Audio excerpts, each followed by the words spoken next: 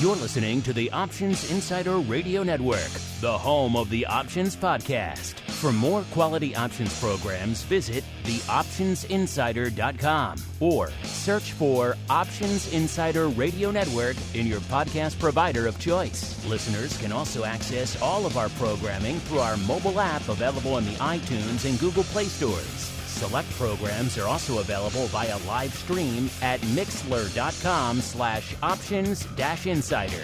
That's mixlr.com/options-insider. Don't forget to follow along with your favorite programs and submit your own questions for the hosts at twitter.com/options, stocktwits.com/options, facebook.com/theoptionsinsider, or via questions at theoptionsinsider.com.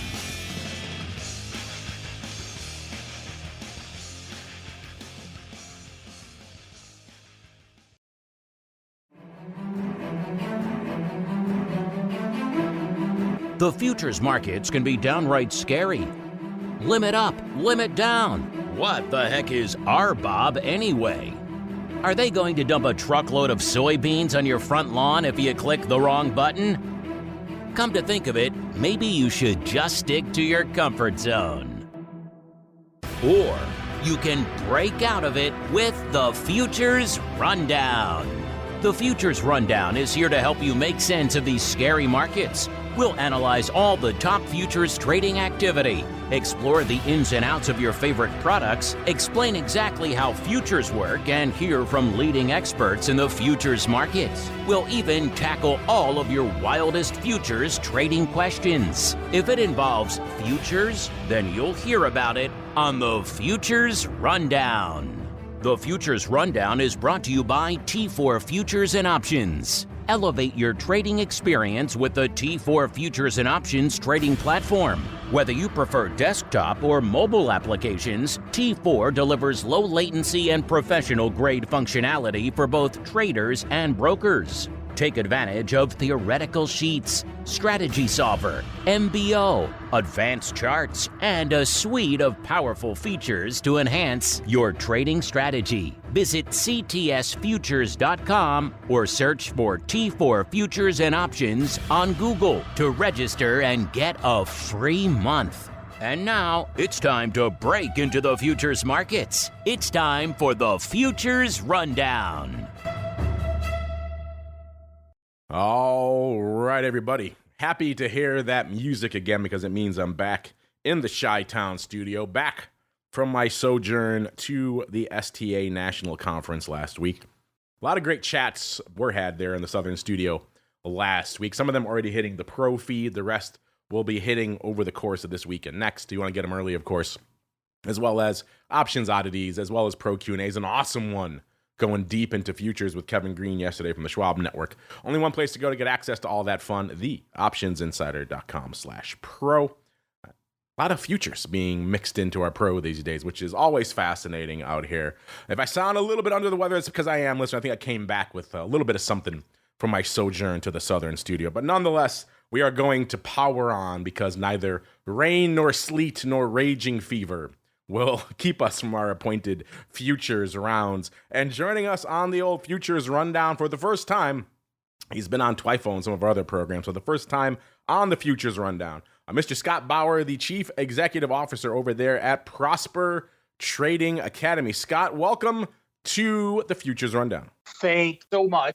And I am so glad that we're not sitting in the studio together, and I hope you feel better. Let me come over there and just shake your hand and cough on you a little bit. It'll be good. Yeah, there you go. There you go. Hopefully you're going to start feeling better. Yeah, you know, I've had worse. I will power through here, listeners. But Scott, I've mentioned you've been on Twifo before and some other shows. This is your first appearance on the Futures Rundown. Clearly, from the feedback we're getting, this is a new audience coming into the network, which we always love to see.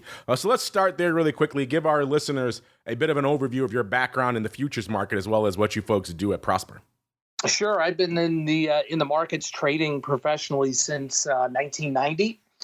Traded on the floor both at the CBOE and the CME.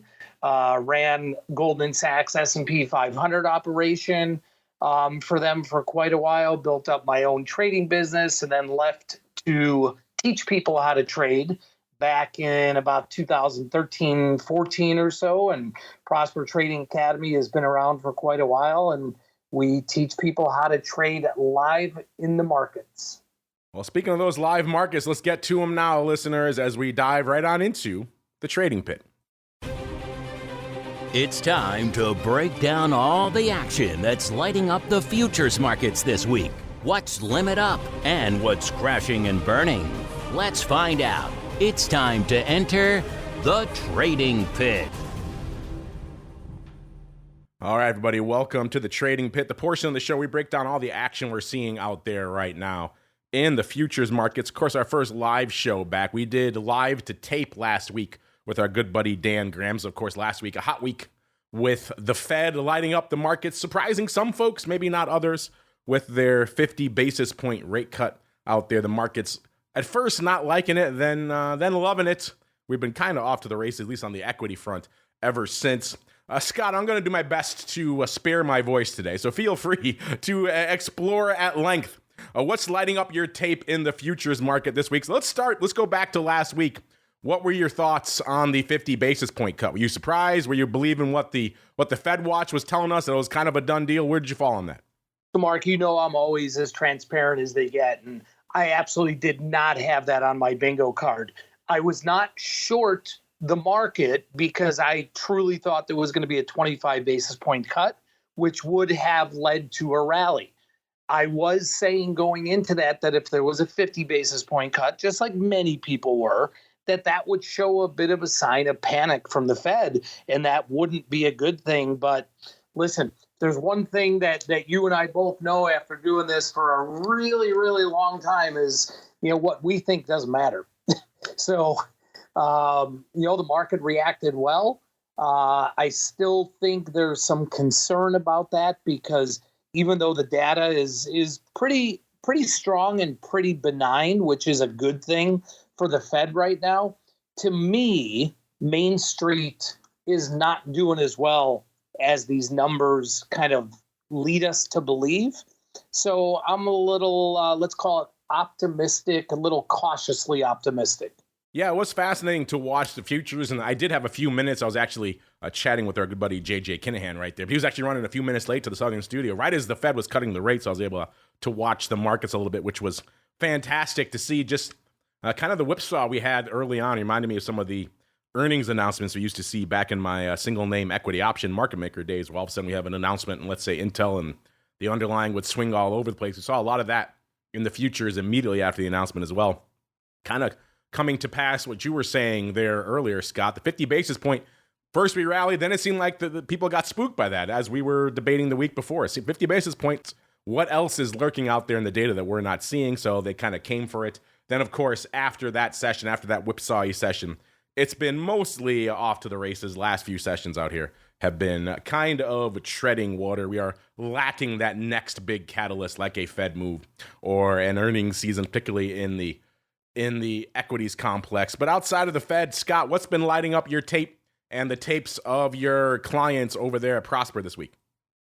On the option side, there's a lot going on, especially if you're looking futures and futures options, interest rate products and in the commodity space, and not just gold, but unbelievable that I'm saying this. How about natty gas?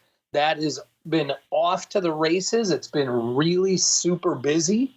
The volumes have been really good. Over the last couple days, things have contracted a little bit overall in the markets, which I think that's really a good thing. Because when you see a violent move, and I'm going to call what we got last week pretty violent move, you want to see some calm come back to the markets so, it can kind of sustain itself. So I think what we're seeing this week actually is setting up pretty good for the bulls. Well, let's get out there to see what we are seeing this week, listeners. Instead of doing our usual top 10 most active, we're going to expand it to a top 12, and I think you'll see why in a couple of seconds. This is what's active, what's lighting it up right now as we're firing off the show today, listeners, here. Middle of the week on Futures Rundown Day. Number 12, we've been seeing a lot more action in the FX complex these days, and that is reflected by our number 12/10, which is the Euro USD. Again, we have a interesting string here pretty much every contract we're going to talk about today that's lighting it up, all longer term, all the way out to December, which in this short dated 0-day world we're all living in, going all the way out to December is actually an eternity. But that's where we're hanging out for number 12/10 listeners, Euro USD, Dees contract, 186,000 contracts on the tape coming into the start of the show today. Right behind it, number at 11. Again, you'll see why we have these extra two in a second. 30-year T-bonds are going from FX off to the rates. Again, the Dees contract, 224,000 contracts on the tape there. Number 10, off to the equities. You know, equities couldn't be too far behind. They're coming in at number 10 with the NASDAQ 100 E-mini, 252,000 contracts. Again, surprisingly in the Dees contract. So there's a lot of interest in the near dated stuff, but not enough to push those nearer dated contracts into our top 10 this week. Number 9, back to the rates, ultra 10-year, 260,000 contracts. Again, the Dees contract. Our lone holdout, our lone contract that is not expiring at the end of the year, came in at the number 8 spot, which is crude oil. OPAL WTI having quite the week out there, quite the drubbing's been going on of late out there. It's actually the Nova contract in WTI that's lighting it up today to the tune of 322,000 contracts. But that's the only one. Everything else is all December all the time. All right, number 7/5. You're going to see why we did this, listeners, because number 7 is the S&P 500 Micro, the Dees contract, 384,000 contracts. We include that in our rundown, but as you'll know, Micro really a much smaller, more bite-sized contract. So you really have to divide that volume by a substantial amount to really see the true notional value out there. So it's in our top 10. We thought we'd keep it to give you a sense of the flavor, but it's not really there at number 5. Number 6, we have /4. We have the 2-year note, 394,000 contracts. Again, the Dees contract there. Number 5, keeping it in the rates. A lot of rates, no surprise, coming off Fed week. 3-month SOFR Dees contract as well, 442,000 contracts on the tape there. Number 4, keeping it in equity land, this time to the bigger contract most of you are familiar with. It's the S&P E-mini. Again, the Dees contract, which is a little bit surprising. 533,000 contracts. Number 3 is actually our NASDAQ 100 Micro. 723,000 contracts. Again, Micro. So we're going to kind of bump that off the list. Number 2, 5-year T-note, 754,000 contracts in the Dees expiration. And number 1, the big dog yet again this week, keeping it in the rates complex post-Fed. It's the 10-year note. Dees contract again. Over 1 million contracts on the tape already. 1.06 million to be precise. Scott, anything catching your eye or perhaps surprising you out there in today's most actives? Well, like I said, natty gas, which we didn't mention there, has been unbelievable. I would have thought in the crude complex, just given the volatility, and if you happen to look at CVOL, the volatility measurement at CME, you'll see that vol in the crude contract in WTI is really, really expensive. I would have thought we would have seen some more volume across the board there. The one that really sticks out to me as a constant over the entire month, and I would expect it to continue, is the 3-month SOFR. All-time record average daily volumes for the month here. Just last week on the 17th, we saw open interest record. So there is a lot of activity there, and I don't think that's going away anytime soon. Are you folks slinging a lot of nat gas over there at Prosper these days? Is that a hot contract for you and your mentees over there? Not really, but we do have a lot of people that look at UNG. But it lights up. It's been lighting up my screen just because we've seen such a big move here, given some conditions that's happening in Brazil. Maybe a little bit of a supply issue, but they don't call it the Widowmaker for nothing. So I'd be really careful. Yeah, nat gas threatening a 3-handle again, about 282 as we're kicking off the show. Up about a dime since Monday. Of course, you go back to the end of our show last week. More of a move out there. We'll probably get more into nat gas tomorrow on This Week in Futures Options. Listeners, let's look at some other interesting names that are lighting up this week. Maybe some surprises that are coming across our desk. Again, just for this trading week, let's see what's lighting it up. Let's do a quick top 5 and bottom 5. Number 5, to the light side, moving nearly a full standard deviation. So lighting it up to the upside is ethanol. Again, the October contract, not a contract we talk about a lot here. Doesn't do a ton of volume, but nonetheless moving a wee bit.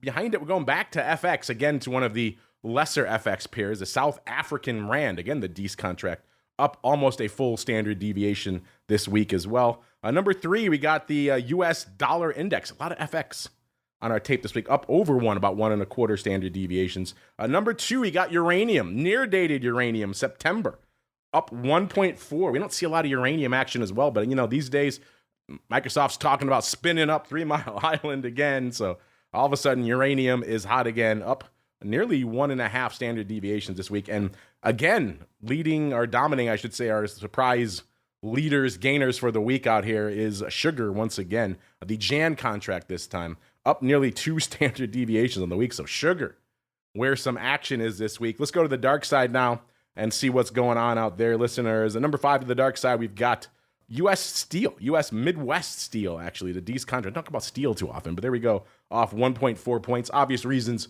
why that's taken a bit of a drubbing of late, caught up in this political cycle of late. Number 4 this week is the Aussie dollar. So Aussie dollar USD off almost 1.5 standard deviation, about 1.4 there as well.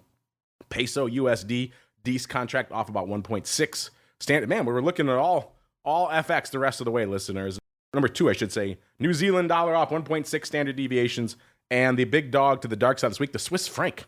Remember when we had that black swan in the Swiss franc not too long ago, listeners? Well, now it's given it up over 1 standard, about 1.6, almost 1.65 standard deviations to the dark side. Mr. Scott, anything catching your eye in that somewhat esoteric list? Sugar, uranium, a bunch of FX. Anything catching your eye, sir? For sure, sugar. There's no question about it. I mean, that, we're almost at the point there is, kind of what we saw in coffee, where in the marketplace, almost a panic. Literally almost a panic. I don't remember the last time, if ever, I've said that about sugar. So that one definitely catches my eye. Some of the other metals, you mentioned uranium, but, with the news coming out of China and what their central bank did and growth possibilities there, we've seen, some spike in many of those metals. Again, kind of like I was talking about natty gas, though, to me, we've kind of seen this story kind of plastered to the wall before, and I'm not buying into it. You're not buying the uranium spike, sir? No, I am not. And I know there was, talk about restarting, whatever it was. I'm not buying into it. Not believing the hype in the land of uranium. We've been doing the show. It's hard to believe, listeners. Already almost a full month. This is indeed now coming up on episode 4. So crazy how time flies when you're launching new shows. 17 and a half years in, and not just going strong, but growing here on the network. Let's look back on this month really quickly. Now let's just do a top 5, see what's really been lighting it up over here since we kicked off this show. A whopping now 4 episodes ago. And let's just do a top 5. Let's do Nat Gas, the one Scott was just talking about. It's up a little over 10% over the past month. Number 4, from energy we go to palladium. That's up about 10.3%. So going to the precious land. Number 3, going to the ags. It's wheat. The D's contract, again, up about 10.5%. Number 2, keeping it in the ags. It's oats, 19.3. Man, oats have really been moving of late. And the big dog, again, going back to what we were just saying, over the past month, it has been sugar, up almost 25% over the past month. So, Scott, I guess we picked an auspicious time to launch a future show. What do you think? It's always a good time, right? There's always going to be something going on in the market, even if it's something maybe a little bit more obscure. But listen, over the next 6 weeks or so heading up to the election, we know that there's going to be volatility. We know that whether it's in currencies and interest rates on the FX side, or whether it's on the commodity side, there's going to be activity. So I'm sure you're going to have lots to talk about.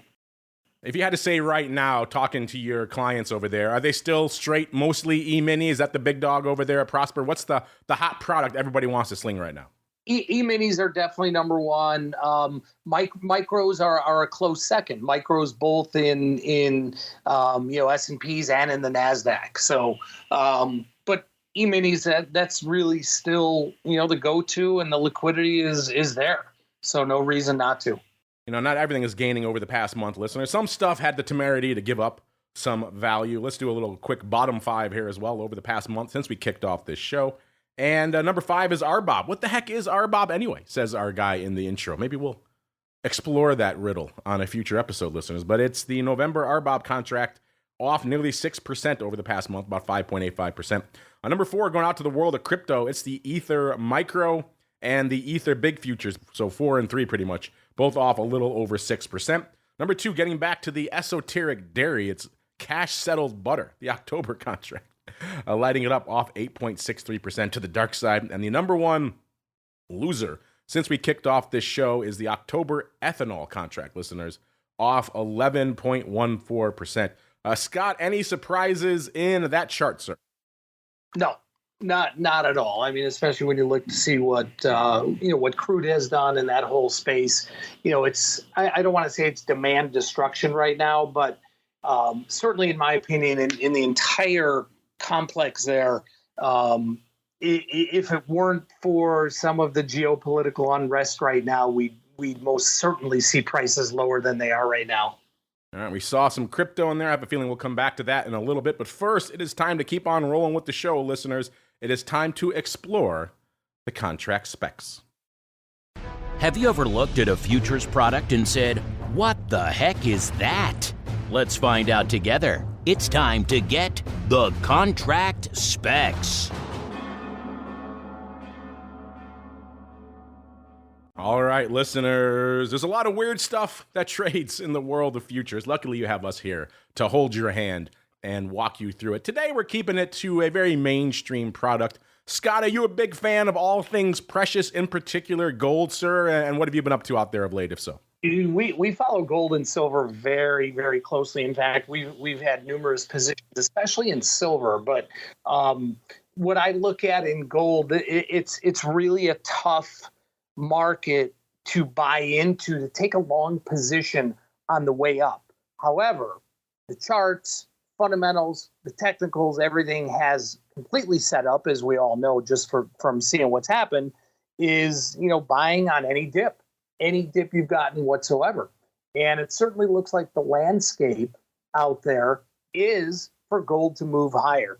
A lot of people are saying, oh, it's overbought. But boy, when you really look down beneath, the surface and look what central banks around the world have done with accumulating gold, and then obviously just, kind of the risk factor out there, hard to see it going down. And so we have been trying to be opportunistic on any kind of pullback to take a new position. And GLD, SLV, those are going to be your preferred vectors, sir? Absolutely. Straight up, most liquid contracts that are out there. I don't see any reason to get fancy with those. Kind of hard to argue against those because they do indeed hold the physical, something we'll get back to in a little bit with some other approvals on the ETF options front in a little bit. But let's walk through an example, listeners. We're talking about the big dog over there at CME first. Yes, the big gold futures contract. Big one because I say it's for 100 troy ounces. Now, you might be saying, well, what the hell is a troy ounce? Well, in the world of precious metals, they do things a little bit different rules of engagement. They base their measurements on a 12-ounce pound as opposed to the traditional 16-ounce pound. Hence, the birth of the troy ounce. If you need to know, it's 31.103 grams. There you go. For those of you out there who like to be precise. Trading hours, when can you trade this thing? Is pretty much the standard. We've seen a lot of other big products. It's pretty much going to be your Sunday to Friday, 5 p.m. to 4 p.m. Central. You get an hour off after 4 p.m. for the rejiggering over there at CME. Then you're right back at it again. So not quite 24/7, but a pretty expansive trading range. One of the things to keep an eye on when you're trading the big contract is this is a physically settled contract. So this is what we're talking about in the intro and some of the other products with the proverbial truckload of gold on your front lawn, or probably more accurately in a warehouse, but still something to bear in mind if you're going to sling the big contract, which is, it is a physically settled contract. Just something to bear in mind. All right, let's walk through an example. In fact, we had to change this very recently, Scott, because we prepared this for an episode a few weeks ago, and the gold has been on such the rampage that we had to rejigger all of our numbers. It keeps exploding to the upside. How dare they, Scott, make our calculations more complex, sir? Seriously. You look at this, and like I said, I mean, it has just been, not a straight line, but pretty much a straight line upward. and the DEES contract is the active one right now. And I'm just looking at volume today here, 176,000 contracts. So it is active. There's a lot of interest in there. And I don't see where this ends anytime soon. Yeah, it has been quite the run from about 2,500 when we kicked off this show nearly a month ago to about 26.5 as we were coming into the start of the show. So quite the protracted rally out there in gold. And as you said, doesn't show any signs of slowing down. So we had to recalculate all of our numbers, listeners, because of course not. Remember, when you're calculating that notional value, you are multiplying that 100 troy ounces times the actual closing price of the underlying, which in this case, coming in the start of the show, was $2,650. So quick math, you're talking about $265,500 in terms of notional value. So that's a big boy. It's a big, meaty contract out there. Now, we try to get representative numbers from a variety of different venues. Remember, we talked about this before. The brokers use this initial margin as kind of a bit of advertising, so they fudge it a little bit, but we try to get nice averages for you folks to give you a sense. So if you're coming in right now, you want to do a one lot on the big gold futures contracts, it's going to cost you an intraday initial margin of a little bit shy of $6,000, $5,775. And again, we talked about that. That's your intraday. So you have that on. And then as long as you close it out before the close, you're good to go. You don't need to worry about any other margin levels out there. So let's walk you through an example, listeners. And then, Scott, if you have some thoughts, I'll be happy to entertain them. You go out, you buy one gold futures contract, the big boy. So you put in your $57.75. That's your initial margin deposit. We've explained that on the show in the past, listeners. Now, let's say gold's mostly a quiet day, drops about a point at the end of the day. Remember, we talked about the tick size in this name. The ticks are $10 per troy ounce, or pretty much 1/10 of a point. So 1 full point, 10 ticks at the end of the day. So it's pretty simple math at the end of the day. 10 ticks, and then times $10 is $100. So pretty straightforward. 10 times 10, $100 is what you lost. You could also go the straight 1 point times 100 troy ounces, also $100. However you get there at the end of the day, you are going to be debited $100. You now have $56.75 in your trading account at the end of the day. If you're just doing intraday, that's all you need to worry about. You'll be debited that $100 and you could live to fight another day. If you want to hold your position overnight, obviously you have to kick in a little bit more money. In this case, the overnight margin for the big gold contract, $11,550. So you have to kick in pretty much double what you had in your account, about $58.75 to get you up over that margin for the overnight level out there. Scott, anything you want to add on our example of losing 1 point on a big gold futures? No, that pretty much sums it up. I was following exactly what you were doing here, and CME in this one, because the tick size is 10, makes it pretty easy to follow the math in this one. But some of the other contracts out there aren't quite as easy. This one, the math works for most people. Now, if you're saying to yourself, I'm a little bit spooked by that physical settlement, and also that's still too much capital. It's a little bit too rich for my blood. Well, you'll be happy to know the CME agreed with you. As Scott was mentioning earlier, they have been moving towards much more bite-sized contracts out there these days.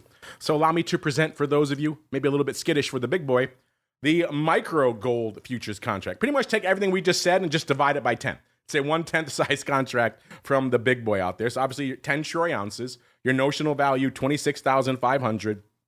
Trading hours going to be the same. Initial margin, again, divide by 10. So $577.50 is what it's going to cost you. And your tick's going to be $1 as opposed to $10 out there for the big boy. So same deal. If you lose a point and you said you have the micro future in your account, are you going to be debited $10 and then you're out? And you could live to fight another day. If you decide you really want to hold on to it, you think you're here for a little bit longer term in gold, you can deposit, again, pretty much double what you have in your account right now to get to that overnight margin level for the micro, which is $11.55, listeners. And then you too can continue playing day after day in the micro future. Scott, you said a lot of your mentees and clients prefer the micro. Does the prospect of cash settlement, does that make them a little bit less skittish to dive into the fire? No question, the cash settlement more so than anything, it does, because especially if you're not adept in trading futures and you see that physical settlement, that scares away a lot of people.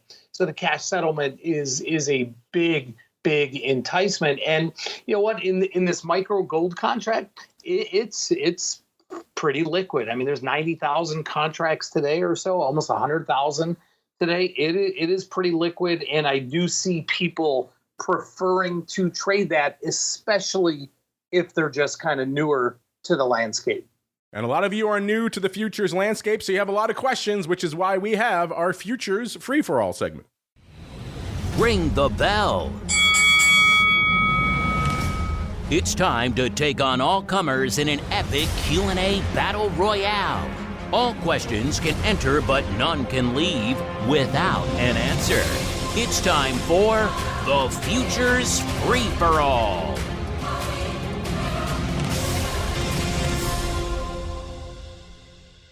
All right, welcome to the Futures Free-for-All listeners. Let's dive into some of your questions right now. Love to see so many of you engaging with the show just a few episodes in. It's a good reminder you should be subscribed to the full network at the end of the day. You never know what's going to hit you out there, including a brand new show just a few weeks ago. Well, let's kick things off with a great question from Pat. Pat says, hi, Mark. Well, hello, Pat. He says, thanks for the awesome podcast. Wow. Thank you for being an awesome listener. We love you all out there. He says, I'm a newbie to futures. Oh, you are far from alone, Pat. Are there any disadvantages to buying futures contracts that expire several months from now that have decent volume instead of the active contract? So, Scott, I kind of just walked through a very near-dated intraday example with the gold futures because that's the way a lot of people are going to engage with these products. But Pat wants to know, what if he goes beyond that a little bit? What if he goes down the term structure a little bit and buys one of those futures? Or he wants to know, are there any disadvantages to buying those instead of the more active front contract? Well, the first and foremost, any time you're buying or selling in any contract across the board, if the liquidity is not there, or if the volume is not there, price discovery is everything. So you're more likely going to have to buy an offer or sell a bid rather than maybe seeing something mid-market-ish. So if you're in a position on a contract where the liquidity is not there, you may have a little issue, trying to maneuver out that as opposed to what the front month active contract would be. So that's what I would think about most. And then think about also, why are you, obviously you're buying time because you think the price of whatever asset class it is going to go in that direction over time, but your capital is tied up for a longer amount of time. And then you have the liquidity issue. So that's why you see other futures contracts other than the active or the front month contract. That's why you see very low volume out there.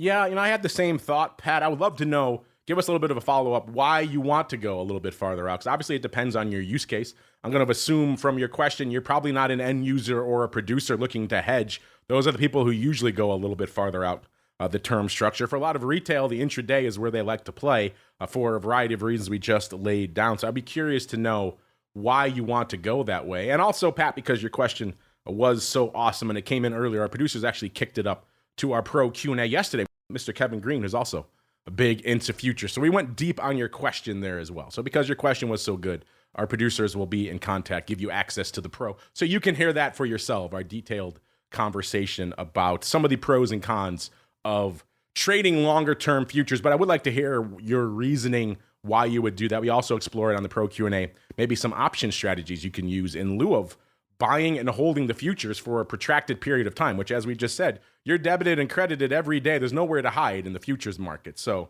that could be a lot for some people to take. So I would be very curious to know why you want to go out there. We talked a little bit yesterday too about, some products that have some good seasonality that could attract you, like maybe a nat gas or the crops. A lot of the ags have some, let's say, funkiness in the term structure. So that could certainly attract you. But outside of that, I'd be very curious to know your reasoning. We got time for a couple more, even though my voice is dying here, listeners. Let's go out to Alan, one of our pro members. He says, congrats on the launch of your new futures show. Well, thank you, Al. It's so cool to see the network continuing to grow. I think it would be interesting to discuss the growing world of sporting futures on the show. Oh, they are very much a gateway for many new people coming from the world of sports to futures. Yeah, and that might be an intriguing thing to explore. Maybe down the road we'll get somebody from, your DraftKings or one of those other platforms out there who have a lot of these effectively futures, quote unquote, exchanges they're the ones listing these futures at the end of the day. So you can go out there right now and let's say we're in Chicago, you want to buy the Bears, their chance to win the Super Bowl.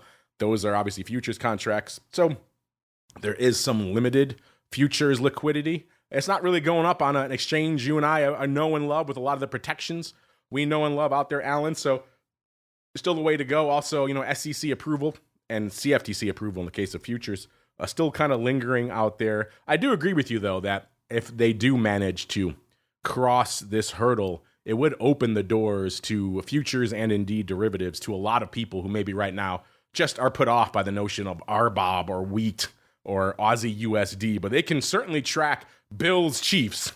What do you think of that, Scott? Opening the floodgates to the various sports futures here on the show. Man, my antennas went up when you mentioned that question from Alan, and all of a sudden I scrambled and I went to the CME website. I'm like, oh my God, we have sporting futures that I didn't know about all of a sudden, and unfortunately we don't. I can't imagine the CFTC is, I'm not going to say ever, but that the CFTC would ever really want to regulate something like that. I love the concept. I love the idea. I'd be a huge advocate for it. Can't imagine it's ever going to happen. All right, that is going to do it for us on episode 4 of the Futures Rundown. Before we go, Scott, we have a question of the week that is kind of near and dear to our hearts here on the show. It does dovetail with futures. It also dovetails with the markets of crypto. We were talking about earlier on the show with Ether taking it on the chin this week, which is, go figure. I go down to STA National last week. I asked a bunch of people about if we're ever going to see Bitcoin options on the ETFs get approved. No sooner did I turn off the mics for my final chat than the SEC comes in on Friday night pretty much and puts out the approval. So they were just waiting for me to be done, listeners. But intriguing stuff, so I thought we'd ask you. Asking you shall receive. After months of waiting, the SEC finally approved options trading on the Bitcoin ETF from BlackRock. If you're not familiar, listeners, it is ticker symbol IBIT, IBIT. Very simple. Do you plan to trade IBIT options when they are listed? Heck yes, hell no, or I prefer BITO, etc. This is an interesting question for a couple of reasons. Obviously, we've been waiting for a long time for the options, Scott. And then B, now you have a very clear choice. You were talking about how you prefer GLD and SLV earlier because they hold the physical. Now you have a similar choice in the world of crypto, where you can go the BITO, BitX route where they have the futures, or indeed the IBIT route where they hold the physical. So I'm curious, Scott, what are your thoughts on this approval? Does it excite you? And then B, where do you think our audience is falling? Yes, it excites me. I'm in the heck yeah camp, and I'm going to bet that the audience is in the heck yeah camp as well. It's like we're preaching to the choir or something here, Scott. Yes, exactly. I haven't seen an exact date that they're rolling out options yet. I know it's going to be sooner rather than later here. But yeah, I think that we're going to see just massive amounts of volume right off the bat. I hope so. I was asking people not that long ago, and even this past week, and of course back at the OIC conference as well, about this exact topic. People who are spending their days, when they're not talking to me, spending their days day in, day out with the regulators. And what they were giving me on the feedback side was kind of dire, Scott. They were saying it wasn't a question of when, but even maybe if these would ever be approved. It seemed like the SEC was very reticent to approve these. So we finally got it. They snuck it out there on a Friday evening, kind of weird. We don't see that too often. But our audience agrees, Scott. 73.3% saying heck yes. I would expect nothing else. 26.7% saying no. Get over there at options and make your voice heard. And Scott, where should they go, sir, if they want to check out what you and the team over there at Prosper have cooking? ProsperTrading.com. You'll find us there. We've got our Prosper Trading YouTube channel, but find out all about us there, and we'd love to talk to you. There you go, ProsperTrading.com, the place to go to kick the tires and light the fires, and also check out our friends over there at Plus 500 listeners, and you too can be a part of the action out there in the futures world, as we've seen, is lighting it up each week. That's going to do it for the Futures Rundown. But you know what, listeners? The producers hate me. They don't care that I came back under the weather from Florida. I'll be back in a little bit to chat with the folks over there at Rocktoberfest. That is, of course, a great charity to help children in the third world out there, really, who have lost limbs from landmines and other things, really have a second chance at life through new prosthetics. It's a great charity. We check in with them every year and do what we can to support them. And that's coming up again, so stay tuned for that. That'll be hitting the network shortly. Back again tomorrow, of course, for our double dose of the option block, as well as This Week in Futures Options. Friday, of course, Vol Views, and we're back one final time for our pro folks over there at Options Oddities. And we're back again next week, another episode of the Futures Rundown. Stay safe out there, everybody. Thank you for tuning in to the Futures Rundown, proudly sponsored by T4 Futures and Options. Experience the T4 Futures and Options trading platform with its seamless desktop and mobile applications, low latency, and professional functionality tailored for traders and brokers alike. Take advantage of T4 Theoretical Sheets, Strategy Solver, MBO, Advanced Charts, and much more. Empower your trading journey with T4 Futures and Options. Visit ctsfutures.com or search for T4 Futures and Options on Google to register and get a free month. You're listening to the Options Insider Radio Network, the home of the Options Podcast. For more quality options programs, visit theoptionsinsider.com or search for Options Insider Radio Network in your podcast provider of choice. Listeners can also access all of our programming through our mobile app available in the iTunes and Google Play stores. Select programs are also available via live stream at mixlr.com/options-insider. That's mixlr.com/options-insider. Don't forget to follow along with your favorite programs and submit your own questions for the hosts at twitter.com/options, stocktwits.com/options, facebook.com/theoptionsinsider, or via questions at theoptionsinsider.com.